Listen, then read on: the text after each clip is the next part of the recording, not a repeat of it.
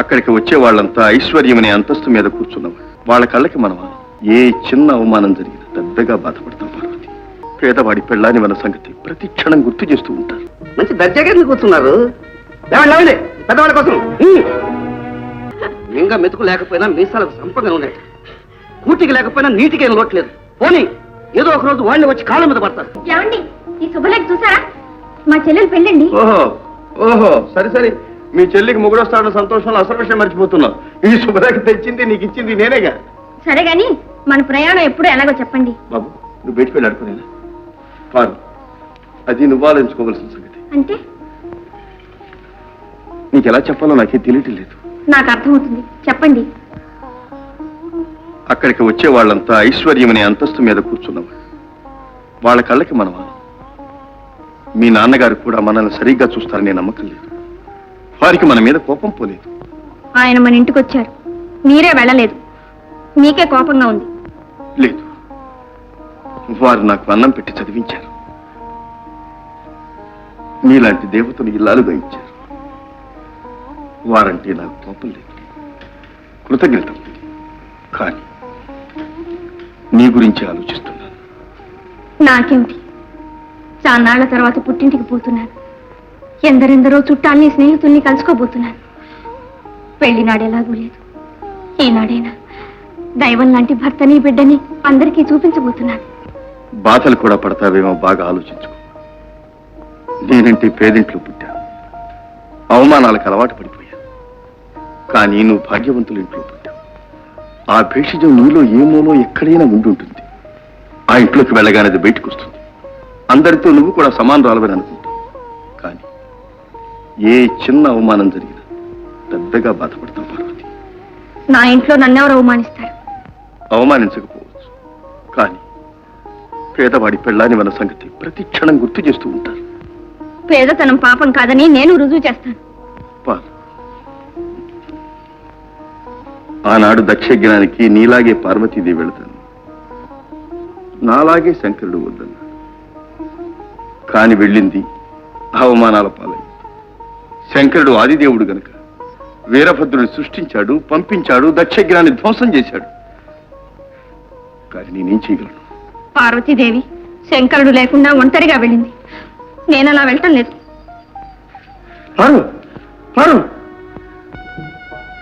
పెళ్లి వాళ్ళు వచ్చి చాలా సేపు అయింది. వరపూజకి అంతా సిద్ధమయ్యారు. నువ్వు ఇక్కడ కూర్చుంటేలా? పార్వతి రానే లేదు, చూసారా? ఇంటికి పెద్దలుడు పెద్ద కూతురు కదా, స్వయంగా వెళ్ళి పిలవండి అంటే పోస్ట్లో శుభలేఖ పంపుతారా? వచ్చిన చుట్టాలంతా పెద్ద కూతురు ఏదని అడుగుతుంటే నోరు నొక్కుకోలేక చస్తున్నావా? నీకు పుణ్యం ఉంటుంది, ఆ పని మాత్రం చేయకు. పద పద. అబ్బా, నాకు గుండె దడగా ఉంది, నేను రాలేనండి. నిన్ను చూస్తుంటే నాకు దడగా ఉంది. అమ్మగారు, అమ్మగారు, పెద్దమ్మ గారు వస్తున్నారు. నాకెక్కడికి పోతుంది? అది వచ్చింది. ఉండండి. అమ్మా అమ్మా అమ్మా, వచ్చావా తల్లి? నీకోసమే ఎదురు చూస్తున్నాను. అసలు రావేమో అనుకున్నానమ్మా. ఎందుకు రానమ్మా? అమ్మాయి గారు, అమ్మగారికి 1000 ఏనుగుల బలం వచ్చింది. బాబేడమ్మా, మీ ఆయన రాలేదు, వెనక వస్తున్నారమ్మా. నా కోసం అని ముందుగా వచ్చావా తల్లి? నా తల్లి. ఇందిరెక్కడమ్మా? పెళ్లి కూతురుగా ఏమోలో కూర్చుని ఉంటుంది. అయింది, అమ్మాయి గారు అల్లది అడిగిపోయిందనమాట. నమస్కారం. బావా, ఆడవాడంతా బాగానే ఉంది. మనం పంచాయతీ పూర్తికి ఏమైనా చందా ఇస్తారేమో. మనం ఇస్తే పుచ్చుకుంటారు. అంతేనా? నమస్కారం అండి. వచ్చారు, దారి కట్టేందుకు లోపలికి వెళ్ళండి. అలాగే వెళ్దానండి. వేడి చల్లారినట్లేదు. నమస్కారం అండి. నమస్కారం. నమస్కారం. ఏనాయనా కులాసా? కులాసానండి. మీ అబ్బాయా? అవునండి. పేరేం పెట్టారు? వీరభద్రరావు.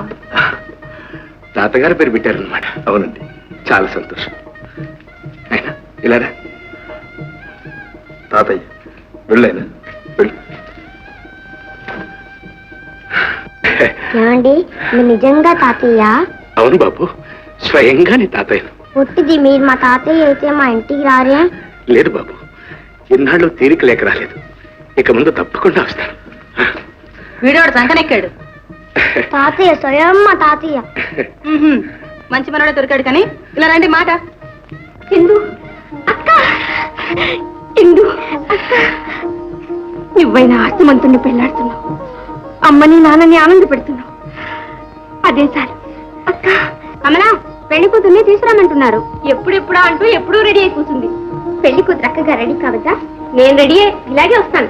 ఇలాగా చాలు గాని ఇవి కట్టుకో. త్వరగా కానీ. పర్వాలేదు లేవే, నీకు కావాలి గాని ఇవన్నీ నాకెందుకు? ఏ నీ దరిద్రం అందరికీ చూపించాలనా? నలుగురిలో నన్ను నవ్వులు పాలు చేయాలనే? నాన్న, నేను పేదరాళ్ళని అందరికీ తెలుసు. ఆ చీర కట్టుకుంటే మారుతానా? నేనేటు పేదవాడి భార్యని. కానీ నువ్వు ఇక్కడికి పేదవాడి భార్యగా రాలేదమ్మా. ఈ పట్టాభావయ్య కూతురుగా వచ్చావు, ఇంద్రకి అక్కగా వచ్చావు. ఇలాంటి చీర కట్టుకుని దాని వెంబడి వెళ్తే చూసేవాళ్ళు ఏమనుకుంటారు? వెంట వెళ్ళ 10 అడుగులు ఎడంగానే ఉంటాను. అక్కడికి ఎవరైనా అడిగితే నేను పెళ్లి కూతురికి ఏమీ కానని చెప్పండి. పెళ్లికని పట్టణం నుంచి పని మనిషిని పిలిపించామని చెప్పండి. ఏమ్మా పారు అలా వెళ్తున్నా? సరే. అక్కయ్య పట్టు చీర కట్టుకోదటమ్మా, అలాగే తిరుగుతుందట. దాని ఇష్టం వచ్చినట్టు తిరగనిందమ్మా. మంచి దర్జాగా ఎందుకు కూర్చున్నారు? లేవండి లేవండి, పెద్దవాళ్ళ కోసం.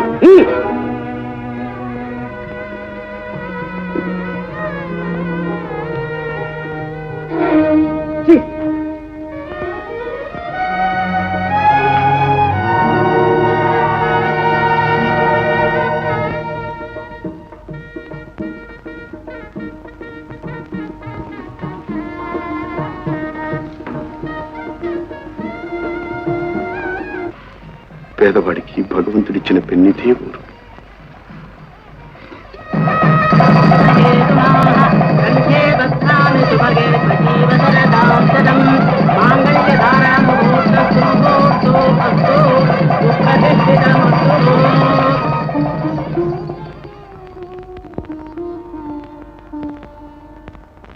అయ్యో, నా రబ్బ చుట్టలేవి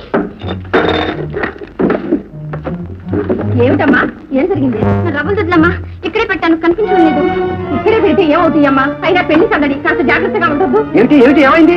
అమ్మాయి రవ్వల దుద్దులు కనిపించడం లేదట. ఈ గదిలోకి ఇంకెవరు రాలేదు నాన్న. ఎక్కడో చెగిరిపోయా, ఎక్కడ ఉంటా చూడండి. అమ్మా పారకుడికి ఎక్కడున్నాడు చూడమ్మా. వాడు ఇంత దిగులు తీశాడు. వాళ్ళ అమ్మకి కావాలన్నాడు. ఇందిరా అనుండొచ్చు, కానీ వాడు తీయడు. ఎక్కడ ఆ దొంగ? ఎక్కడ? నాన్న ఇలా పిలవండి అన్నయ్య, నేను తేల్చిస్తాను. అడుగో. ఏమిటా గొడవ? అంకెక్కావరా దొంగ గాడిద? దిగరా దిగు. ఏమిటది? వీడిని సోదా చేయాలండి. మన కోడలు రవ్వదొద్దు దొంగలించాట. నీకేమన్నా మచ్చుందా పోయిందా? పసిపిల్లవాడిని పట్టుకుని ఏమిటా వాడి సంగతి నీకేం తెలిసి ఇస్తున్నాను? వీళ్ళ వంశమే దొంగ వంశం. వీడు దొంగ, వీళ్ళ నాన్న దొంగ, వీళ్ళ తాత దొంగ. పట్టావి ఎక్కడ పెట్టావు? ఎవరికిచ్చావరా చెప్పవే. ఏదో ఎక్కడ కనిపించలేదే. ఎందుకు మూయాలి నేను? అంత తేలిక వదిలిపెడతాను ఏమిటి? ఈ సంగతి ఏమిటో తెలుసుకుంటాను. వాళ్ళ అమ్మకి చూడేమో పెట్టెలన్నీ వెతకండి. పార్వతిని అడగండి. అడిగి చూడండి. అడగకపోతే ఊరితో వదిలిపెడతా. చూడండి ఎక్కడ దాచుకున్నాను వెతుక్కోండి. నన్ను కూడా సోదా చేయండి. పోలీసులకు అప్పగించండి. పేదవాళ్ళైనంత మాత్రాన దొంగతనాలు చేయండి అన్న. కష్టపడి సంపాదించుకుంటారు. కలిగినంతలోనే కాలం వెళ్ళపుచ్చుతుంటారు. తిని కూర్చోవడం కంటే తెలియని మనమే పేదవాళ్ళ శ్రమని దొంగిలిస్తాం. దోచుకుని పెట్టెల్లో దాచుకుంటాం. కలిగిన వాళ్ళు దొంగతనం చేస్తే అది అదృష్టం. నలిగిన వాళ్ళకి అదృష్టం పట్టినా అది దొంగతనం. అనండి, ఇది మీ లోకం, డబ్బున వాళ్ళ లోకం. డబ్బే లోకాన్ని నడిపించే కాదు. ఇక్కడ మాలాంటి మనుషులకి మమతలకి చోటుని. అమ్మా పార్వతి,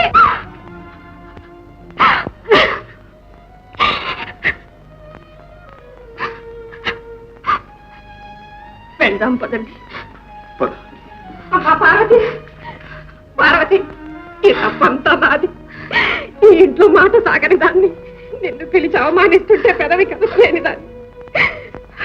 అమ్మా అయినా తల్లిగా అడుగుతున్నాను, అప్పకాల ఇందాకన్నా ఉండిపో తల్లి. ఉన్నది చాలమ్మా. పుట్టిల్లన ప్రేమ కొద్దీ వచ్చాను. పుట్టడు నిన్న మూట కట్టుకున్నా. ఇంకెందుకమ్మా పారు, నన్ను దుఃఖ పెట్టిపోతావా అమ్మా? లేదమ్మా, ఇంకా దుఃఖపడకుండా పోతున్నాను. కన్న వాళ్లే చేసిన అవమానాన్ని మింగలేక, అభిమానాన్ని చంపుకోలేకపోతున్నాను. మళ్ళీ ఇక్కడ పెట్టారు కొలుపు. ఏమండి, పార్వతి వెళ్ళిపోతున్నట. మీరన్నా ఉండమనండి. మనకున్నదే 2 బిడ్డలు, అందులో మళ్ళీ తేడాలు ఎందుకు చెప్పండి. ఉండమనండి. మీ నోటి మీదుగా పార్వతిని ఉండమనండి. మింగ మెతుకు లేకపోయినా మీసాలకు సంపద ఉన్నాయి. కూటికి లేకపోయినా నీటికి లోట్లేదు. పోనీ ఏదో ఒక రోజు వాళ్ళు వచ్చి కాళ్ళ మీద పడతారు. ఒకప్పుడు నేను మీ ఆశ్రయంలో పెరిగాను. ఆ కృతజ్ఞతతోనే మీరెన్ని అక్రమాలు అన్యాయాలు చేసినా సహిస్తూ వచ్చాను. మీకు డబ్బుందన్న అహంభావమే తప్ప కూతురు అన్న ఇంగితం అనుమాత్రం కూడా లేదు. ఆ కలిమే లేకపోతే నువ్వెందుకు పనికిరావు. కలిమిలేములు కావడికుండదు. డబ్బు వస్తుంది పోతుంది కానీ మనుషులు మమతలే శాశ్వతాలు. మనిషే డబ్బులు సంపాదిస్తాడు, ఆ మనిషే సంపదల్ని సర్వాన్ని సృష్టిస్తాడు. అలాంటి మనుషుల్ని, మానవ విలువల్ని డబ్బుతో కొలిచే మీరు మనుషులు కాదు, రాక్షసులు. ఏమిటి, మేము మీ కాళ్ళ దగ్గరకు రావాల్సి వస్తుందా? రాదు, ఎన్నటికీ రాదు. మీ మా మధ్య పెరిగిన ఈ ఆస్తులు అంతస్తులు నశించే వరకు మళ్ళీ మీ ముఖం కూడా నేను చూడను. ఎప్పటికైనా మీరే మా కాళ్ళ దగ్గరకు రావాల్సి వస్తుంది. అంతవరకు మీ గడపే కాదు, ఈ నేను కూడా నేను తొక్కాను. చచ్చిపోయిన నా తల్లి సాక్షిగా నేను చెబుతున్నాను. పద పార్వతి, పద. తెలుగు